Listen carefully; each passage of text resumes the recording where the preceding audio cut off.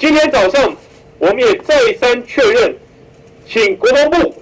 副部长、请海军副司令等来出席记者会。我们希望他们能够对于外界许多的质疑有机会清楚的说明，但是他们却不敢来面对外界对于这一次军舰爆发的群聚感染事件做任何清楚的说明。我们在立法院之前，许多委员质询也好，国事论坛也好，再三的提出对于这一次敦睦舰队的出访到底是否适宜，尤其在钻石公主号、美国罗斯福航母以及法国戴高乐航母都出现群聚感染的事件之后，我们国防部甚至国安高层到底对于这一次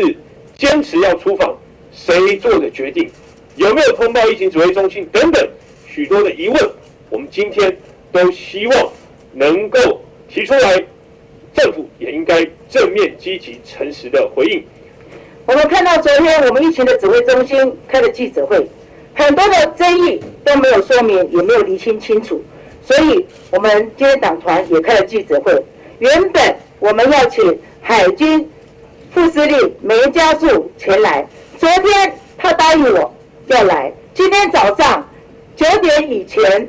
我再次确认他要过来，最后被总统府绑架不来了。但马上我们又在通知在司法委员会的张副部长，张副部长本来也可以来的，10点10分，他们司法委员会就喊休息，让副部长过来。但是我们听到现场有民进党的立委反对副部长过来，也被绑架在司法委员会不能过来。有什么事情不能说明白，有什么事情不能厘清。国安重大危机，也是防疫的重大危机。各位朋友，我们记得2月底的时候，疫情指挥中心告诉我们，医护人员禁止出国。3月的时候，告诉国人，公务人员也禁止出国。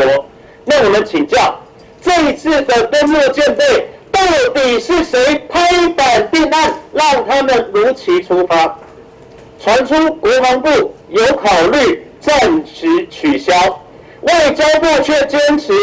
说敦睦邦交不可断。那我们要请教，在外交部、国防部2个部会角力之下，到底是谁最后拍板定案，让这一次的军舰如期出发，而最终酿成这样的一个后果？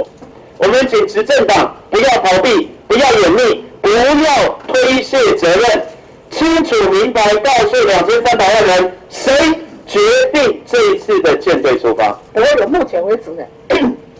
没有确诊。如果有确诊的话，到时候会不会说是我们带过去的？那这样会影响我们的邦交？哦，这个是很忌讳的。